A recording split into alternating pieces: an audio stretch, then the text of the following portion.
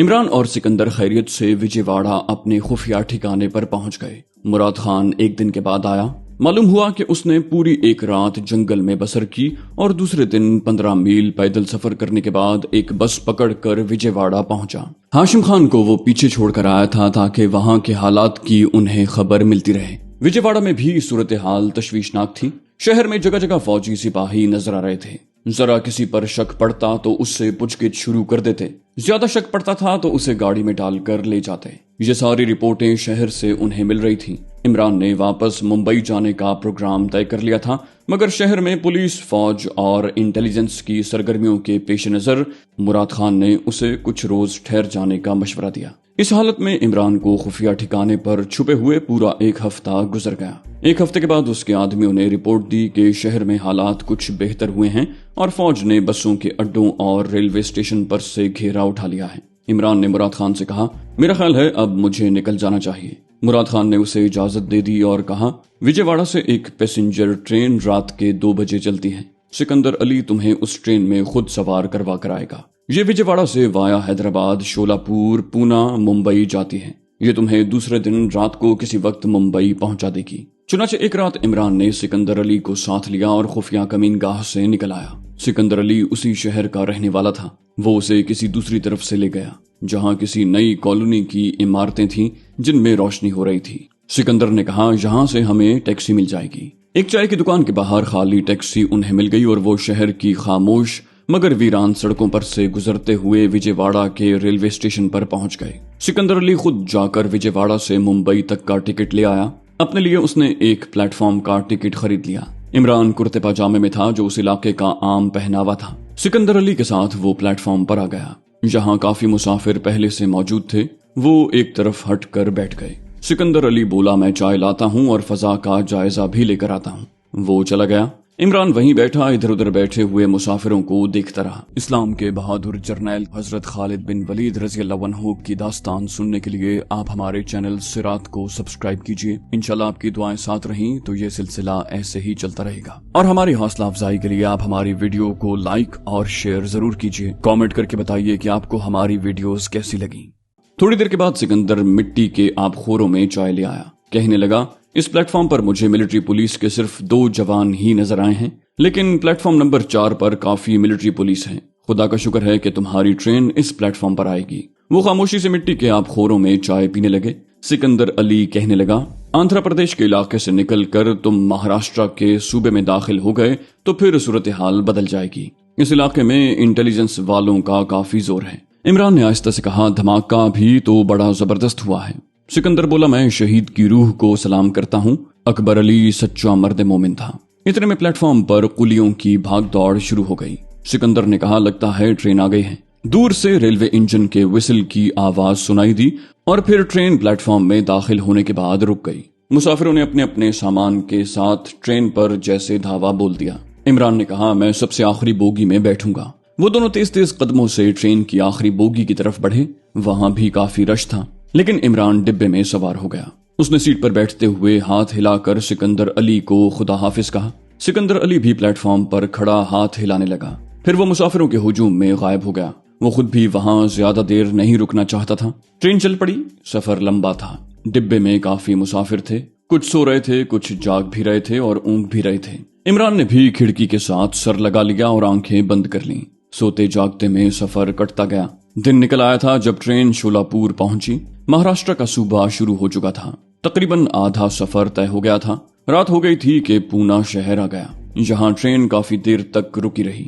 وہاں سے چلی تو اگلی منزل ممبئی تھی۔ جس وقت ٹرین ممبئی کے اسٹیشن میں داخل ہوئی تو رات کا 1:30 بج رہا تھا۔ پہلے تو وہ ممبئی اسٹیشن پر اترنے کے بعد ٹیکسی رکشہ پکڑ کر سیدھا اپنے ماسٹر سپائے ستار صاحب کے ریسٹ ہاؤس پہنچ جاتا تھا، لیکن اب ریسٹ ہاؤس ممبئی پولیس کے قبضے میں تھا۔ وہاں چھاپا پڑنے کے بعد ستار صاحب ممبئی سے چند کوس کے فاصلے پر واقع ایک جنگل کی خفیہ کمین گاہ میں منتقل ہو چکے تھے، جہاں عمران کے لیے اتنی رات گئے پہنچنا مشکل تھا۔ وہ جانتا تھا کہ کوئی ٹیکسی ڈرائیور اس ویران علاقے کی طرف جانے پر رضامند نہیں ہوگا۔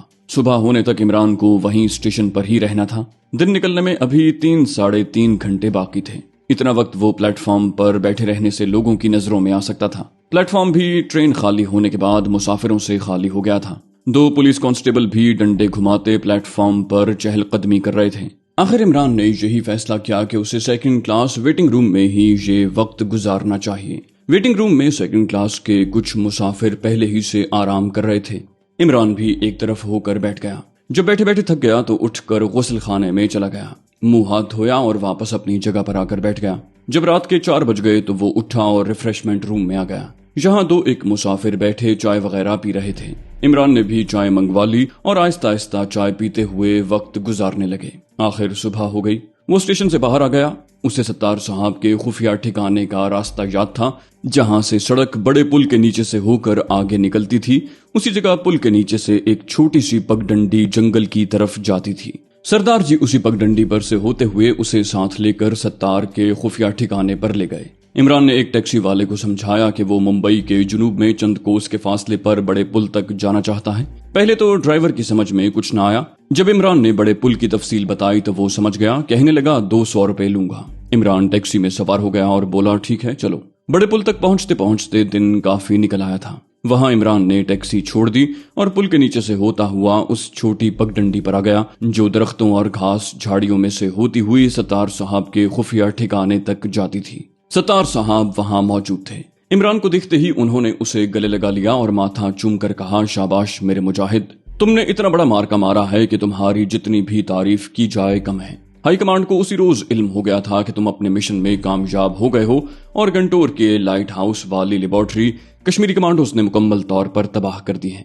भारत सरकार ने असल हकीकत को जाहिर नहीं होने दिया कि लाइट हाउस के साथ उनका जदीद तरीन न्यूक्लियाई प्रोजेक्ट भी तबाह हो गया है। फौज की तरफ से भी प्रेस को यही खबर दी गई थी कि कश्मीरी कमांडोज ने तखरीबी कार्रवाई करके गंटोर के लाइट हाउस वाली फौजी चौकी को शदीद नुकसान पहुंचाया है। ये खबर भी ज्यादा नुमाया करके नहीं छापी गई। इमरान ने कहा, वहां की तबाही का हाल आप वहां जाकर देखते तो आपको अंदाजा होता कि वहां क्या कयामत बर्पा की गई थी। सत्तार साहब ने पूछा, तुम्हारे साथ उस कमांडो ऑपरेशन में और कौन कौन था? इमरान ने गहरा सांस लेकर कहा, आंध्र प्रदेश के दूसरे जांबाज रजाकार भी थे।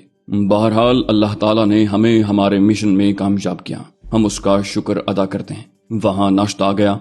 दोनों नाश्ता करते हुए बातें करने लगे। इमरान ने कहा, मेरा ख्याल है कि अब मुझे वापस कश्मीर के महाज पर अपने मुजाहिद साथियों के पास जाना है, उन्हें मेरी जरूरत होगी। सत्तार साहब बोले, ऊपर से भी तुम्हारे लिए यही ऑर्डर आया है कि जैसे ही इमरान मुंबई पहुंचे उसे कश्मीर की तरफ रवाना कर दिया जाए। वो बोला, ये बड़ी अच्छी बात है कि ऊपर से भी लाइन क्लियर का सिग्नल मिल गया है। अब मैं इंशाल्लाह कल रात की गाड़ी से यहाँ से निकल जाऊंगा। सत्तार साहब बोले, तुम्हें भोपाल, ग्वालियर, दिल्ली के इलाके में से गुजरते वक्त बड़ी एहतियात की जरूरत होगी, क्योंकि बहुत बड़ा धमाका हुआ है। इस धमाके ने भारत की मिनिस्ट्री ऑफ डिफेंस को हिलाकर रख दिया है। इस सारे इलाके में इंटेलिजेंस का जाल बिछ गया होगा। इमरान ने कहा, अपनी तरफ से तो मैं हर किस्म की एहतियात करता हूँ, बाकी जो अल्लाह को मंजूर। सत्तार साहब ने ताकीद करते हुए कहा, तुम्हारे कश्मीर पहुंचने की मुझे इत्तला मिल जाएगी।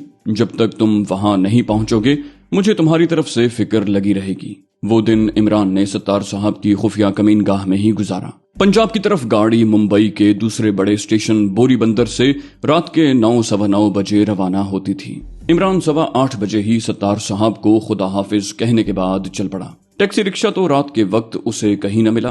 पीछे से आती हुई एक बस मिल गई, वो उसमें बैठ गया। बस ने उसे दादर के स्टेशन के पास उतार दिया। वहां से उसने टैक्सी पकड़ी और सीधा बोरी बंदर रेलवे स्टेशन पर आ गया। इमरान सीधे साधे आम लिबास में था, एक पुरानी पतलून, बुशर्ट और पाँव में जॉगर के शूज। चप्पल की बजाय जॉगर के शूज वो इसलिए पहनता था कि मालूम नहीं कब उसे भागना पड़ जाए। जॉगर शूज से भागने में आसानी होती थी, चप्पल साथ नहीं देती थी। स्टेशन के बुकिंग ऑफिस से कुछ दूर एक खंबे की ओट में खड़े होकर इमरान सोचने लगा कि उसे किस जगह का टिकट लेना चाहिए। जालंधर उतरकर जम्मू तवी वाली गाड़ी या लारी पकड़े या अमृतसर उतरकर वाया पठानकोट जम्मू जाए। जालंधर हसास जोन था, वहां जम्मू जाने वाले मुसाफिरों पर नजर रखी जाती थी और उन हालात में जबकि जुनूब में भारत का एक बहुत बड़ा प्रोजेक्ट तबाह कर दिया गया था, सीआईडी की सरगर्मियां पहले से 10 गुना तेज हो गई होंगी। इमरान ने जालंधर का ख्याल दिल से निकाल दिया और अमृतसर का टिकट ले लिया। बोरी बंदर के स्टेशन पर हर वक्त मुसाफिरों का हुजूम रहता था। रेलवे पुलिस और मिलिट्री पुलिस के जवान भी मौजूद होते थे। इमरान इर्द गिर्द के माहौल का बड़ी गहरी निगाह से जायजा लेता उस प्लेटफॉर्म पर आ गया जहां से ट्रेन रवाना होने वाली थी। प्लेटफॉर्म मुसाफिरों से भरा हुआ था। عمران کو خیال آیا کہ بھارت کی غربت کی وجہ یہاں کی بڑھتی ہوئی آبادی ہے۔ بھارت کے ہر شہر میں جدھر نظر جاتی تھی آدمیوں کا ایک سیلاب دکھائی دیتا تھا۔ ایک بینچ پر ایک ہندو لالا اپنی فیملی کے ساتھ سامان رکھے بیٹھا ہوا تھا۔ عمران خاموشی سے اس کے قریب بینچ پر جو تھوڑی سی جگہ تھی وہاں بیٹھ گیا تھا۔ لالا جی امرتسر کے رہنے والے تھے۔ انہوں نے عمران سے باتیں شروع کر دیں۔ عمران ہوں ہاں میں جواب دیتا رہا۔ ہمارے ہاں یہ عجب دستور ہے کہ سفر کے دوران ریل یا لاری میں جب دو مسافر ایک دوسرے سے ملتے ہیں اور انہیں ایک دوسرے سے باتیں کرنے کا موقع ملتا ہے تو وہ ایک دوسرے کا پورا شجرہ نسب معلوم کرنے کی کوشش کرتے ہیں، چاہے سفر ختم ہونے کے بعد وہ ایک دوسرے کو ساری زندگی نہ ملیں۔ لالا جی بھی عمران سے پوچھنے لگے، مہاراج آپ کا نام کیا ہے؟ کیا کام کرتے ہیں؟ بہن بھائی کتنے ہیں؟ پتا جی کا بزنس ہے یا ریٹائر ہو چکے ہیں؟ جب عمران نے محسوس کیا کہ یہ شخص آسانی سے اس کا پیچھا چھوڑنے والا نہیں تو وہ بولا، میں 1 منٹ میں سگریٹ لے کر آتا ہوں، اور عمران پلیٹ فارم کے دوسرے سرے پر جا کر ایک خالی بینچ پر بیٹھ گیا۔ ٹرین آ کر لگ گئی۔ حسب رواج مسافروں نے اپنے اپنے قلیوں اور سامان کے ساتھ ٹرین پر حملہ کر دیا۔ عمران کو اس کا تجربہ ہو چکا تھا کہ اگر وہ ایک طرف کھڑا یہ سوچتا رہے کہ دوسرے مسافر سوار ہو جائیں گے تو وہ بھی سوار ہو جائے گا تو اسے شاید دلی تک کھڑے ہو کر سفر کرنا پڑے گا۔ چنانچہ اس نے بھی ٹرین کے ایک ڈبے پر مسافروں کے ساتھ ہی دھاوا بول دیا۔ اس ایڈونچر کا نتیجہ یہ نکلا کہ اسے کونے میں باتھ روم کے پاس کھڑکی والی سیٹ مل گئی۔ ممبئی سے ٹرین ٹھیک وقت پر روانہ ہوئی، لیکن راستے میں ریلوے لائن کی جگہ جگہ مرمت ہو رہی تھی جس کی وجہ سے ٹرین لیٹ ہوتی چلی گئی۔ چنانچہ اگلے روز تیسرے پہر ٹرین بھوپال پہنچی۔ عمران ڈبے میں بیٹھے بیٹھے تنگ آ گیا تھا، اسے بھوک بھی لگ رہی تھی۔ صبح اس نے ایک اسٹیشن پر اتر کر جلدی جلدی ناشتہ ہی کیا تھا۔ بھوپال میں ویسے بھی گاڑی دیر تک رکتی تھی۔ وہ ٹرین سے اتر کر چائے وغیرہ کے اسٹال پر آ گیا۔ یہاں آ کر اس نے محسوس کیا کہ پلیٹ فارم کی فضا کچھ بدلی بدلی سی ہے۔ اسے اس قسم کی باتوں کا کافی تجربہ ہو چکا تھا۔ اس نے فضا میں خطرے کی بو سونگھ لی تھی۔ وہ ٹی اسٹال کے کاؤنٹر پر کوہنی ٹکائے ذرا سا جھک کر کھڑا تھا اور گوشہ چشم سے پلیٹ فارم کا برابر جائزہ لے رہا تھا۔ پہلی غیر معمولی بات اس نے یہ دیکھی کہ وہاں ملٹری پولیس کے جوان معمول سے زیادہ تھے اور ریلوے پولیس کے علاوہ بھوپال پولیس کے سپاہی بھی جگہ جگہ اور خاص طور پر پلیٹ فارم کے گیٹ پر کھڑے آنے جانے والے مسافروں کا جائزہ لے رہے تھے۔ عمران چائے اور بند مکھن کا آرڈر دے چکا تھا۔ وہاں کھڑے رہنا خطرناک ثابت ہو سکتا تھا۔ وہ واپس مڑنے لگا تو اسٹال والے نے چائے کا کپ اور بند مکھن کی پلیٹ اس کے سامنے رکھ دی۔ عمران پلیٹ فارم کی طرف پشت کر کے منہ نیچے کر کے جلدی جلدی کھانے لگا۔ 6-7 نوالوں میں اس نے بند مکھن ختم کر کے چائے کے 2 گھونٹ پیے، کاؤنٹر پر پیسے رکھے اور ہونٹوں پر ہاتھ پھیرتا اپنے ڈبے کی طرف بڑھا۔ ڈبے کے دروازے سے ذرا ہٹ کر ایک پولیس کانسٹیبل اور اس کے ساتھ ایک سویلین کپڑوں والا درمیانی عمر کا بھاری جسم والا آدمی کھڑا سگریٹ پی رہا تھا۔ اس نے تنگ موری والا کھدر کا میلا سا پاجامہ اور کھدر کے کرتے کے اوپر نہرو کٹ واسکٹ پہن رکھی تھی۔ عمران نے شکل ہی سے اسے پہچان لیا۔ یہ یقینی طور پر CID کا آدمی تھا۔ عمران عام مسافروں کی طرح بے نیازی سے قدم اٹھاتا ڈبے کے دروازے کے پاس آیا تو کسی نے آواز دے کر پوچھا، کہاں جا رہے ہو؟ عمران وہیں رک گیا۔ اس نے گردن موڑ کر اس طرف دیکھا جہاں کانسٹیبل کے پاس CID والا کھڑا تھا۔ وہ عمران کو گھور رہا تھا۔ جب عمران نے اس سے پوچھا کہ تم نے مجھ سے کچھ کہا ہے تو اس CID والے نے مسکراتے ہوئے معذرت پیش کی اور کہا، جی نہیں، میں نے آپ سے نہیں بلکہ آپ کے پیچھے جو مسافر تھا اس سے پوچھا تھا، क्षमा کر دیجیے۔ CID والا اور کانسٹیبل مسلسل عمران کو تک رہے تھے۔ یہ اس CID والے کی چال تھی اور وہ اس میں کامیاب ہو گیا تھا اور اس کا احساس عمران کو بھی ہو گیا کہ معاملہ بگڑ سکتا ہے، لیکن ڈبے میں سوار ہونے کے سوا کوئی چارہ نہیں تھا۔ وہ اپنی سیٹ پر آ کر بیٹھ گیا۔ ٹرین ابھی تک بھوپال اسٹیشن پر رکی ہوئی تھی، ہلنے کا نام ہی نہیں لیتی تھی۔ اس دوران CID کا آدمی پولیس کانسٹیبل کے ساتھ 2-3 بار ڈبے کے آگے سے گزرا۔ ہر دفعہ اس نے ڈبے میں جھانک کر عمران کو دیکھا۔ یہ آدمی ابھی پلیٹ فارم پر ہی ٹہل رہا تھا کہ ٹرین چل پڑی۔ عمران نے خدا کا شکر ادا کیا کہ اس مصیبت سے جان چھوٹی۔ بھوپال شہر سے نکلتے ہی ٹرین کی رفتار تیز ہو گئی تھی۔ بھوپال سے آگے جھانسی اور گوالیار 2 بڑے شہر آتے تھے۔ یہ سارے کا سارا عمران کے لیے اب خطرناک علاقہ ثابت ہو رہا تھا۔ ٹرین جھانسی پہنچی تو کچھ مسافر اتر گئے اور کچھ نئے مسافر چڑھ گئے۔ عمران اپنی سیٹ پر ہی بیٹھا رہا۔ وہ ٹرین سے اتر کر خامخواہ کسی مشکل میں نہیں پھنسنا چاہتا تھا۔ اس کی کھڑکی پلیٹ فارم کی طرف نہیں تھی بلکہ دوسری طرف تھی، اس لیے وہ پلیٹ فارم کے صرف اسی حصے کو دیکھ سکتا تھا جو ڈبے میں سے اسے نظر آ رہا تھا۔ مسافر ڈبے کے آگے سے گزر رہے تھے۔ اچانک وہی آدمی ڈبے کے آگے سے گزرا جو بھوپال کے اسٹیشن پر پولیس کانسٹیبل کے پاس کھڑا تھا اور جس نے عمران کو نظر بھر کر دیکھا تھا اور جس کے بارے میں عمران کو یقین تھا کہ وہ CID کا آدمی ہے۔ उस आदमी ने डिब्बे के आगे से गुजरते हुए अंदर झांक कर इमरान पर एक नजर डाली और आगे निकल गया। इमरान कुछ परेशान हो गया। इसका मतलब था कि ये शख्स भोपाल से उसके पीछे लग गया है। ये लोग कभी कभी ऐसा भी करते थे कि मुश्तबा आदमी का मुसलसल दूसरे स्टेशनों तक पीछा करने की बजाय उसका चेहरा अपने किसी साथी सीआईडी वाले को दिखा देते जो आगे के इलाके का आदमी होता और फिर दूसरा आदमी ताक़ुब शुरू कर देता। लेकिन ये शख्स भोपाल से खुद ही इमरान के पीछे लग गया। इमरान सोचने लगा कि उसे ट्रेन से किसी तरह उतर जाना चाहिए और कोई दूसरी ट्रेन पकड़नी चाहिए। ये सोचकर इमरान सीट से उठकर डिब्बे के दरवाजे पर आ गया। उसने प्लेटफॉर्म पर निगाह डाली। डिब्बे से जरा हटकर वही सीआईडी वाला आदमी दो पुलिस वालों के पास खड़ा एक आदमी से बातें कर रहा था। उसका खुफिया पुलिस का आदमी होना तो साबित हो गया था, लेकिन अब इमरान के लिए झांसी के स्टेशन पर उतरना ज्यादा खतरे का बायस बन सकता था। वो वापस आकर अपनी सीट पर बैठ गया। इस दौरान इंजन ने विसिल दिया। गार्ड की सीटियों की आवाज बुलंद हुई और ट्रेन खिसकने लगी। ट्रेन जरा आगे गई तो एक आदमी जिसने कमीज पतलून पहनी हुई थी चलती ट्रेन में इमरान के डिब्बे में सवार हो गया। ये वही आदमी था जो प्लेटफॉर्म पर सीआईडी वाले आदमी से बातें कर रहा था। इमरान फौरन समझ गया कि पहले सीआईडी वाले ने उसे उस दूसरे खुफिया पुलिस वाले के हवाले कर दिया है।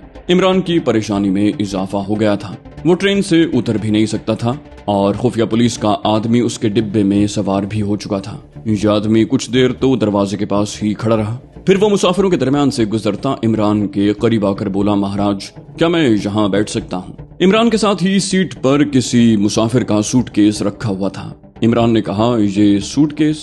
वो आदमी बोला, क्या ये आपका है? इमरान ने कहा, जी नहीं, मेरा नहीं है। इतने में पिछली कतार में से एक मुसाफिर ने कहा, महाराज ये मेरा है। सीआईडी वाले ने कहा, भैया इसे अपने पास नीचे रखो, ये जगह बैठने के लिए है, सूटकेस रखने के लिए नहीं। और उसने सूटकेस उठाकर उसके मालिक को पकड़ा दिया और खुद इमरान के पास ही बैठ गया। मुसीबत इमरान के सर पर पहुंच चुकी थी, मगर इमरान बड़े एतमाद से बैठा खिड़की से बाहर देख रहा था। बाहर सूरज गुरूब हो रहा था और दिन की रोशनी शाम के मलगजी धुंधलके में तब्दील हो रही थी। इमरान को यकीन था कि ये खुफिया पुलिस वाला जो उसके पास आकर बैठा है उससे जरूर पूछेगा कि आप कहाँ जा रहे हैं, कहाँ से आ रहे हैं और क्या करते हैं वगैरह। इमरान ने उन तमाम सवालों के जवाब अपने जहन में सोच रखे थे। एक बात उसने तय कर ली थी कि वो अपने आप को मुसलमान ही बताएगा, हिंदू जाहिर नहीं करेगा, और ऐसा ही हुआ। उस आदमी ने इमरान की तरफ देखकर मुस्कुराते हुए पूछा, महाराज आप कहाँ जा रहे हैं? इमरान ने बेदिली से मुख्तसर सा जवाब दिया, दिल्ली। वो आदमी बोला, कैसा इत्तेफाक है, मैं भी दिल्ली ही जा रहा हूँ। मेरा नाम अब्दुल रहीम है, मैं टेलीफोन के महकमे में मुलाजिम हूँ। आप दिल्ली में क्या करते हैं? इमरान ने कहा, मैं दिल्ली अपने एक दोस्त से मिलने जा रहा हूँ। अब्दुल रहीम कहने लगा, अच्छा, तो आप दिल्ली के रहने वाले नहीं हैं। मैंने आपकी उर्दू से ही अंदाजा लगा लिया था कि आप दिल्ली के नहीं, मेरा ख्याल है आप मुंबई में रहते हैं। इमरान ने कहा, जी हाँ, वहाँ दादर में मेरे वालिद साहब का छोटा सा रेस्टोरेंट है, मैं उनके साथ ही काम करता हूँ। अब्दुल रहीम ने पूछा, आप मुझे मुसलमान लगते हैं? इमरान ने कहा, जी हाँ, और खिड़की से बाहर गुरूब होते सूरज को देखने लगा। अंदर से वो परेशान था कि ये आदमी इतनी आसानी से उसकी जान नहीं छोड़ेगा और दिल्ली तक उसकी निगरानी करता उसके साथ ही जाएगा। इमरान ने यही सोचा था कि अगर ये शख्स शक शुबे में उसे ग्वालियर या आगरे में पुलिस के हवाले नहीं करता और दिल्ली तक उसके साथ जाता है तो वो दिल्ली पहुंचकर इससे छुटकारा हासिल करने की कोशिश करेगा। अब्दुल रहीम ने पूछा, आपका नाम क्या है? इमरान ने कहा, अब्दुल करीम। वो बोला, आपसे मिलकर बड़ी खुशी हुई। सीआईडी वाले अब्दुल रहीम ने जबरदस्ती इमरान से हाथ मिलाया। ट्रेन ग्वालियर के स्टेशन पर रुकी तो रात हो चुकी थी। इमरान ने दिल में तय किया कि वो इसी स्टेशन पर उतरकर गायब हो जाता है। ग्वालियर काफी बड़ा शहर है, वो शख्स उसे तलाश न कर सकेगा। इमरान उठकर बाहर जाने लगा तो अब्दुल रहीम ने कहा, मेरा ख्याल है कि आप चाय पीने जा रहे हैं, मुझे भी चाय की तलब महसूस हो रही है, चलिए इकट्ठे चलकर चाय पीते हैं। ये बला इमरान के साथ ही चिपक गई थी। अब्दुल रहीम भी इमरान के साथ ही उतरकर चाय के स्टॉल पर आ गया।